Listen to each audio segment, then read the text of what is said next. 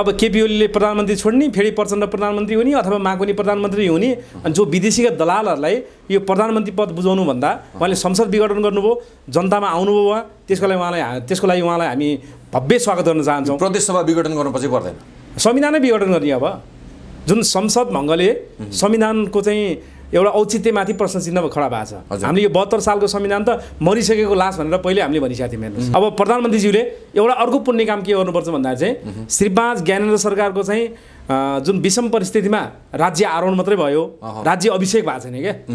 अब प्रधानमन्त्रीज्यूले नेपालमा राज संस्था पुनर्स्थापना गरेर श्री 5 ज्ञानेन्द्र सरकारलाई राज्य अभिषेक गराउनुपर्छ। जति समय लामो चाहिँ प्रधानमन्त्री खाएर उहाँको पनि देशलाई अलिकति केही गरौँ भन्ने विचार चाहिँ छ है, किनकि उहाँको पालामा केही निर्माणका कामहरू भएको छ, त्यो देखिया कुराहरू छ। त्यस्ता कुराहरूलाई चाहिँ आफै भित्रका चाहिँ उहाँका नेताहरूले चाहिँ रोक्न खोजेपछि उहाँले संसद विघटन गर्नु भएको छ। यसलाई स्वागत योग्य नै गर्नुपर्छ हामीले, तर संसद विघटन गर्ने मात्रै पुग्दैन, संविधान विघटन गर्नुपर्छ र राजा स्थापना गर्नुपर्छ।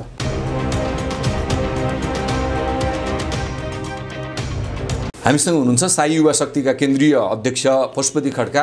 उहाँसँग प्रधानमन्त्री केपी शर्मा ओलीले संसद विघटन गरिसकेपछिको अवस्थामा राज संस्थाको आधिकारिक धारणा के, साई युवा शक्ति नेपाल के भन्छ भन्ने सन्दर्भमा कुराकानी गर्न गइरहेका छौँ। अध्यक्षजी स्वागत छ यहाँलाई। हजुर धन्यवाद। प्रधानमन्त्री केपी शर्मा ओलीले आइतबार जुन कदम चाल्नुभयो, यो कदमलाई समग्र राजावादीहरूको प्रतिनिधित्व गर्दै तपाईँ कसरी र कुन रूपमा लिनुहुन्छ, तपाईँको सङ्गठनले कसरी लिएको छ यसलाई? अनि अब यो चाहिँ जुन संसद विघटनको कुरा त एक किसिमको चाहिँ परिवर्तनको सङ्केत प्रधानमन्त्रीज्यूले गर्नुभएको छ।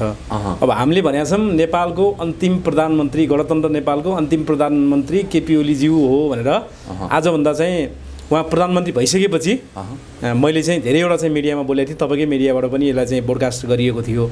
अब के हो भन्दाखेरि चाहिँ गणतन्त्र त केपी ओली प्रधानमन्त्रीज्यूले मान्नुहुन्न भन्ने कुरा हामीलाई पहिला पनि थाहा थियो। त्यस अर्थमा उहाँले आफैले भन्नुभएको थियो नेपालमा गणतन्त्र चाहिँ आउनु भनेको बैलगाडा चढेर अमेरिका जानु हो भनेर प्रधानमन्त्रीको त्यो अभिव्यक्ति अहिले पनि चाहिँ विभिन्न चाहिँ अब युट्युबमा त्यो ताजै छ। त्यस कारणले के यस अर्थमा के हो भन्दा चाहिँ अब यो गणतन्त्रको नाउँमा दुनियाँ देश लुटाउनु भन्दा यो संसदको चाहिँ सेवा सुविधा खर्च सर्च सारा दिएर चाहिँ यिनीहरूसँग नियरपाती गर्नुभन्दा उहाँले जुन किसिमले चाहिँ संसद विघटन गर्नुभएको छ पहिलो स्टेप त्यो राम्रो छ, तर यति गरेर पुग्दैन। भनेपछि यो पहिलो स्टेप चाहिँ स्वागतयोग्य कदम होइन, अनि यसलाई स्वागतै गर्नु पऱ्यो, किनकि देश त यिनीहरूले लुटेर सिधाइसके त। अब तपाईँको सधैँभरि चाहिँ अब त्यो हिजो जङ्गलमा भौतारिएको प्रचण्डको एजेन्डाको पछाडि लाएर देशलाई लुटाइरहन मिल्छ? अनि के अरे अब केपी ओलीले प्रधानमन्त्री छोड्ने फेरि प्रचण्ड प्रधानमन्त्री हुने अथवा माकुनी प्रधानमन्त्री हुने अनि जो विदेशीका दलालहरूलाई यो प्रधानमन्त्री पद बुझाउनु भन्दा उहाँले संसद विघटन गर्नुभयो, जनतामा आउनुभयो उहाँ, त्यसको लागि उहाँलाई हामी भव्य स्वागत गर्न चाहन्छौँ। प्रदेश सभा विघटन गर्नुपर्छ पर्दैन, संविधानै विघटन गर्ने। अब जुन संसद भङ्गले संविधानको चाहिँ एउटा औचित्यमाथि प्रश्न चिन्ह खडा भएको छ। हामीले यो 72 सालको संविधान त मरिसकेको लास भनेर पहिले हामीले भनिसकेका थियौँ। हेर्नुहोस्, अब यो लासलाई दाह संस्कार गर्ने काम, यो 2072 को संविधान, यो लास रूपी संविधानलाई दाह संस्कार गर्ने काम चाहिँ केपी ओली प्रधानमन्त्रीज्यूकै हो। अब उहाँले अब यो संसद विघटन गर्ने कि तपाईँको जस्ता राजावादीले गर्ने होइन, उहाँले विघटन गर्ने अनि उहाँ र हामी चाहिँ जनता मिलेर तपाईँको राजालाई चाहिँ जय जयकार गर्दै गद्दीमा बसाउने। अब प्रधानमन्त्रीज्यूले एउटा अर्को पुण्य काम के गर्नुपर्छ भन्दा चाहिँ श्री 5 ज्ञानेन्द्र सरकारको चाहिँ जुन विषम परिस्थितिमा राज्य आरोहण मात्रै भयो, राज्य अभिषेक भएको छैन क्या। अब प्रधानमन्त्रीज्यूले नेपालमा राज संस्था पुनर्स्थापना गरेर श्री 5 ज्ञानेन्द्र सरकारलाई राज्य अभिषेक गराउनुपर्छ। भनेपछि यो करोडौँ नेपाली जनताले जय जयकार गर्छन्। संसद विघटन गराउनको लागि पूर्व राजा राजदरबारसँग सहमति छ, एक किसिमको सहकार्य छ भन्न खोज्नु भयो? होइन, यो त उहाँ चाहिँ मिलेमतोमा भयो यो होइन, अवश्य पनि होइन। यो त के छ भने उहाँ अप्ठ्यारोमा परिसकेपछि अब यो के हुन्छ भने अब सकेसम्म गणतन्त्रबाटै चाहिँ आफू बलियो हुँ भन्ने प्रधानमन्त्रीको दाउ पनि थियो होइन, तर त्यो कहीँबाट केही सिप नलाएपछि अब लास्टमा चाहिँ अब यो गणतन्त्र चाहिँ ठिक रहन्छ भन्ने कुरा उहाँ आफैले पनि महसुस गरेको कुरा जहाँसम्म मलाई लाग्छ। किनकि अब यो दल अब आफै पार्टीभित्रको चाहिँ एउटा लुच्छाचुडी सत्ताको चाहिँ जुन चरम चाहिँ एउटा चाहिँ द्वन्द्व जुन छरपष्ट भयो, प्रधानमन्त्रीको इज्जत छताछुल्ल भयो। त्यस अर्थमा के छ भन्दा चाहिँ प्रधानमन्त्री केपी ओलीज्यूले चाहिँ दोस्रो पटक प्रधानमन्त्री भइसकेपछि अब उहाँ तेस्रो पटक हुने अवस्था त छैन। जति समय लामो चाहिँ प्रधानमन्त्री खाएर उहाँको पनि देशलाई अलिकति केही गरौँ भन्ने विचार चाहिँ छ है, किनकि उहाँको पालामा केही निर्माणका कामहरू भएको छ, त्यो देखिया कुराहरू छ। त्यस्ता कुराहरूलाई चाहिँ आफै भित्रका चाहिँ उहाँका नेताहरूले चाहिँ रोक्न खोजेपछि उहाँले संसद विघटन गर्नु भएको छ। यसलाई स्वागत योग्य नै गर्नुपर्छ हामीले, तर संसद विघटन गर्ने मात्रै पुग्दैन, संविधान विघटन गर्नुपर्छ र राजा स्थापना गर्नुपर्छ। केपी ओलीको यो कदमले राजा र राज संस्था फर्काउनको लागि बल मिल्यो, मलजल गर्ने काम गर्यो, तपाईहरुमा ऊर्जा छायो भनेर विश्लेषण भएको छ, सही हो? त्यो पनि सही हैन, किनकि चाहिँ केपी ओली प्रधानमन्त्रीज्यूले चाहिँ अब आफ्नो बचाउको लागि संसद विघटन गर्नु भएको छ हैन। अब यो राज संस्था फर्काउने हामी जुन सडकमा चाहिँ एउटा जनताको साथ लिएर जुन अगाडि बढ्न खोजिरहेछौँ, तर जनतालाई एउटा कुरा के छर्लङ्ग हो भन्दाखेरि चाहिँ गणतन्त्रको अन्तिम रूप, गणतन्त्र लोकतन्त्र भनेर जुन जनता चाहिँ रमाइरहेको थियो नि पार्टीको चाहिँ नेताहरूको चाहिँ एउटा चाहिँ के अरे बुझाइमा, यो गणतन्त्र भनेको कामै नलागिन्छ चाहिँ यो खतमै रहेछ, यो कुनै पनि हालतमा राजा चाहियो भन्ने माहौल चाहिँ यो संसद विघटनले पनि पुष्टि गरेको छ। किन भन्दाखेरि चाहिँ गणतन्त्र अब जनतालाई किमार्थ स्वीकार्य छैन, त्यसर्थमा अब जनता चाहिँ राष्ट्रिय झन्डै बोकेर चाहिँ सडकमा राज संस्थाको पक्षमा निस्किन्छ। त्यो जनमतलाई साथ दिने काम चाहिँ अब प्रधानमन्त्री केपी ओलीज्यूले चाहिँ त्यो जनमतलाई चाहिँ सम्बोधन गर्नु। राजावादी र राज संस्थाका पक्षधरहरूसँग सहमति नगरे पनि, कोर्डिनेसन नगरे पनि, उहाँहरूको भावना र इच्छा अनुसार नगरे पनि केपी ओलीले जुन कदम चाल्नुभयो, यो कदमले चाहिँ राजावादीहरूको मनमा चाहिँ खुसीको दीपावली चलिरहेछ हैन त? त्यसमा जनतामा एउटा चाहिँ अब चाहिँ राज संस्था फर्काएर देश जोगिन्छ कि भन्ने एक किसिमको आशा पलाएको छ जनतामा हैन। अब प्रधानमन्त्रीज्यूले चाहिँ कुन अर्थमा गर्नु, कसरी गर्नुभयो, उहाँले के चाहिँ अब राष्ट्रपतिसँग कुन सहमति गर्नुभएको छ, अब भोलि अब संसद विघटन गरिसकेपछि भोलि चुनाव हुँदैन, त्यो चुनाव स्वीकार्दैनन् हैन, चुनाव कतिले स्वीकारलान् अथवा नस्वीकारलान्, त्यस पछाडि सङ्कटकाल लाउने कि नलाउने हैन। अब यो धेरै चाहिँ कुराहरू छ नि त। अब संविधानका कुराहरू चाहिँ संविधान विज्ञहरू भए, अब संविधान त चाहिँ संविधानको एउटा कानुन पनि नेपालमा लागू भएको छैन, 72 को संविधानको हैन। त्यो संविधान मानेर सेना प्रहरी बस्ने कि नबस्ने धेरै कुराहरू छ। त्यस अर्थमा के हो भने यो सम्पूर्ण संविधान चाहिँ खारेज गर्ने र चाहिँ राज संस्था र राष्ट्रियताको पक्षको जनमतको साथ लिएर श्री 5 ज्ञानेन्द्र सरकारलाई चाहिँ गद्दी आरोहण गराउनु नै चाहिँ केपी ओलीज्यूको चाहिँ बुद्धिमानी हुन्छ हेर्नुहोस्। त्यसले चाहिँ अनि केपी ओलीज्यूले चाहिँ भोलि अन्तरिम व्यवस्था बन्छ, अन्तरिम संविधान बन्ला, त्यो अन्तरिम सरकारले चुनाव गराएपछि फेरि केपी ओलीजीले 2/3 मत लिएर चाहिँ फेरि उहाँ प्रधानमन्त्री बन्न पाउनुहुन्छ। भनेपछि राजा फर्काउनलाई अहिले केपी ओलीले सहयोग गर्नुभयो भने राजा फर्किसके पछाडिको प्रधानमन्त्री पनि केपी ओली नै हो हैन? त्यो जनता, सारा जनताले हामीले साथ दिन्छौँ नि उहाँलाई, किनकि जसले राष्ट्रियता जोगाउने काम गर्छ, मैले भने हजारवटा पाप काम गरे पनि नेपालको राष्ट्रियता जोगाउने र राज संस्था फर्काउने पुण्य काम उहाँले एउटा मात्रै गर्नुभयो भने उहाँको सारा पाप कट्टे हुन्छ, जनताले साथ दिन्छ। तपाईहरुले हामी साथ दिन्छौँ भनेर भन्नुभयो, तपाईहरुको पछाडि जनमतै छैन, तपाईले साथ दिएर के फरक पर्छ? साथ दिँदा के हुन्छ, नदिँदा के हुन्छ? देशैभरि त्यो राष्ट्रिय झण्डा बोकेको के जनमत हैन त्यो? त्यो भेडा बाख्रा हुन् के पार्टीको झण्डा बोकेको छ त्यही कहीँ? नेपालको राष्ट्रिय झण्डा बोकेर आज चाहिँ तपाईँको कसैको निर्देशन बिना कुनै राष्ट्रिय नेता चाहिँ कसैको चाहिँ त्यहाँ सम्बोधन हुँदैछ भन्ने कुरा चाहिँ नसोचिकन राजै चाहियो भनेर सडकमा मान्छे मोटरसाइकलमा दौडिरहेछन्, र्याली गरिरहेछन्, दिन प्रतिदिन कार्यक्रमहरू भइरहेछ, त्यो जनता होइन? त्यो जनताको तागतले पनि केपी ओलीलाई संसद विघटन गर्ने शक्ति दियो, वातावरण बन्यो नि। त्यो जनताको भिड त किनेर ल्याएको भिड भन्छन् त, त्यो माछा मासु खुवाएर त्यसपछि बाइकमा पेट्रोल हालेर किनेर ल्याएको भिड हो, त्यो किन्न पाइन्छ नेपालमा यस्ता के अरे भेडा रूपी मानिसहरू भनेर भन्छन् नि त। अनि त्यो केही गणतन्त्रका हिमायतीहरूले त्यस्ता कुराहरू बोल्छन्, राष्ट्रिय झण्डा बोक्ने मान्छे किन्न पाइँदैन, पार्टीको झण्डा बोक्ने मान्छे किन्न पाइन्छ, जसले चन्द्र सूर्य झण्डा बोकेर त्यो झण्डाको लागि चाहिँ एउटा चाहिँ समर्पित भएर सडकमा आछ, त्यस्तो जनता किन्न पाइँदैन। त्यो नेपालको माटोमा जन्मेका जनताहरू हुन् हेर्नुहोस्, माटोप्रतिको माया भएका जनताहरू हुन्, त्यसैले त्यस्ता जनता किनेर आएको होइन, आस्थाले आएका।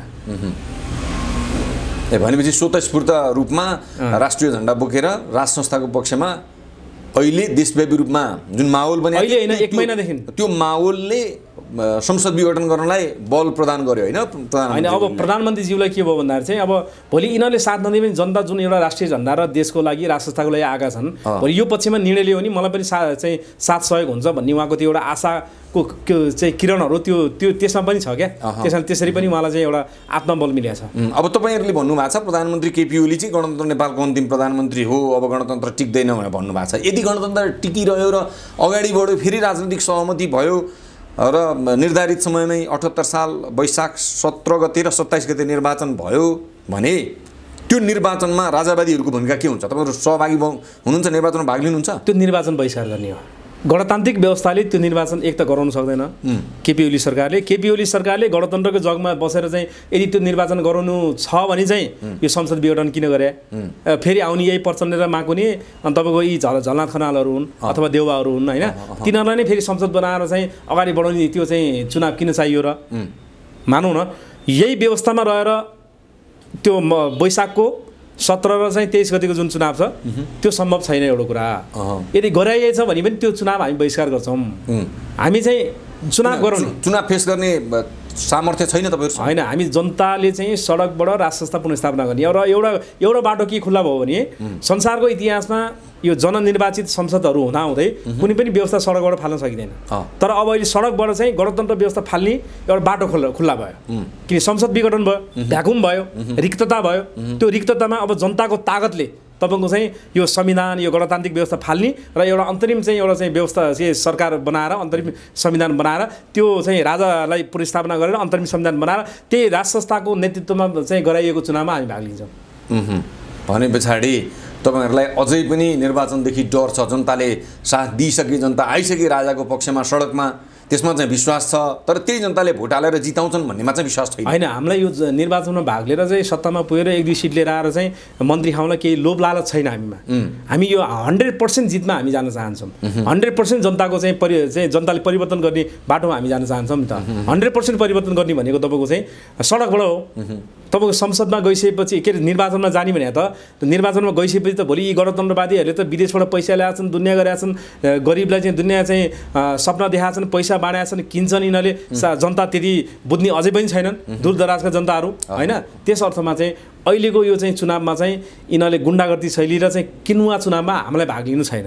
हामी भागेको होइन, फेरि हामी भाग्ने हो भने सडकबाट राज संस्था स्थापना गर्छु भनेर हामी कम्मर कसेर अगाडि बढ्थेनौँ। हेर्नुहोस्, त्यसैले के छ भने सडकबाटै नेपालको राष्ट्रिय एकताको प्रतीक राज संस्था पुनर्स्थापना गर्नुपर्छ र यो वैशाखको चुनाव हुँदा पनि हुँदैन। सङ्क्रमणकाल अब यहाँ विभिन्न चाहिँ अब यो द्वन्द्वको सिर्जना भयो। त्यस कारणले चाहिँ त्यसको फाइदा त राजावादीहरूलाई हुन्छ नि त? फाइदा कसैले पनि हुँदैन नि। मान्छे जुझ्न थालेपछि, लड्न थालेपछि, भोलि जनता एक आपसमा रक्तपात हुन थालेपछि त्यसले त फाइदा त कसैले पनि हुँदैन। देशको जनताकै हानि भयो। तर एउटा के हो भने देशको राष्ट्रियता जोगाउने सवालमा चाहिँ राजालाई पाखा लगाइसकेपछि आज 13 वर्षमा भएका घटनाक्रम, राजनीतिक घटनाक्रमहरू र त्यसले चाहिँ जनतालाई दिएका दुःख कष्टहरू, यी सबै कुराको चाहिँ मूल्याङ्कन जनताले गरेका छन्। अब अन्तिम निर्णय पनि जनताले गर्नेछन्। भनेपछि अब जनतालाई के गर्छन्, जनताले के निर्णय गर्छन् भनेर पर्खेर बस्नुभन्दा अरू विकल्प छैन नि तपाईँ? होइन, जनतालाई पर्खेर बस्ने, जनतालाई त हामीले बुझाएर सडकमा उतारिसक्यौँ।